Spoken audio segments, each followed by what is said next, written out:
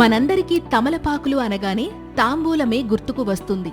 అయితే మనమంతా ఇలా శుభకార్యాల్లో తాంబూలం కోసం మాత్రమే ఉపయోగించే తమలపాకులు ఆయుర్వేదంలో ఔషధంగా ఉపయోగించేవారని మీకు తెలుసా?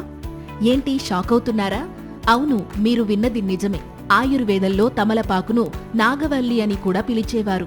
వీటిలో ఉండే ఔషధ గుణాలు అనేక రకాల ఆరోగ్య సమస్యలను నయం చేయడంలో సహాయపడతాయని ఆయుర్వేద నిపుణులు చెప్తున్నారు. మరి అవేంటో ఇప్పుడు తెలుసుకుందాం.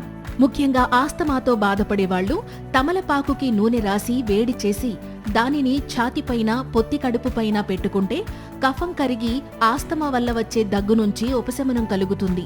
ఇంకా కంటి వ్యాధులతో బాధపడేవాళ్లు 1 లేదా 2 చుక్కల తమలపాకు రసాన్ని కంట్లో వేసుకుంటే అవి తగ్గే అవకాశం ఉంటుంది. ఇక బొంగురు గొంతుతో ఇబ్బంది పడేవాళ్లు తమలపాకు వేరుని మిరియాలను సమానంగా తీసుకుని దంచి దానిని బుగ్గన పెట్టుకుని రసాన్ని మింగితే ఆ సమస్య నుంచి ఈజీగా బయటపడొచ్చు. ఇంకా బోదకాలతో బాధపడేవారు కొన్ని తమలపాకుల్లో ఉప్పు వేసి నూరి వేడి నీటితో వాడితే బోదకాలు తగ్గే అవకాశం ఉంటుంది. ఇక నోటి దుర్వాసనతో ఇబ్బంది పడేవాళ్లు తమలపాకులను డైలీ నోట్లో వేసుకుని నమిలితే ఆ సమస్య దూరమవుతుంది. ఇంకా తేలుకాటుతో బాధపడేవాళ్లు తమలపాకు రసం పటికా కలిపి తేలు కుట్టిన చోట రాస్తే నొప్పి తగ్గే ఛాన్స్ ఉంటుంది.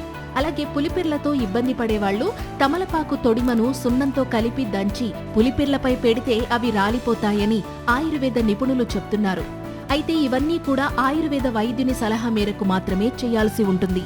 ఈ సమాచారం మీకు నచ్చినట్లయితే ఈ వీడియోని లైక్ చేసి మీ ఫ్రెండ్స్ అండ్ ఫ్యామిలీ మెంబర్స్ కి ఇప్పుడే షేర్ చేయండి. ఇలాంటి మరిన్ని హెల్త్ వీడియోస్ కోసం వెంటనే మా ఛానల్ని సబ్స్క్రైబ్ చేసుకోండి. Thank you.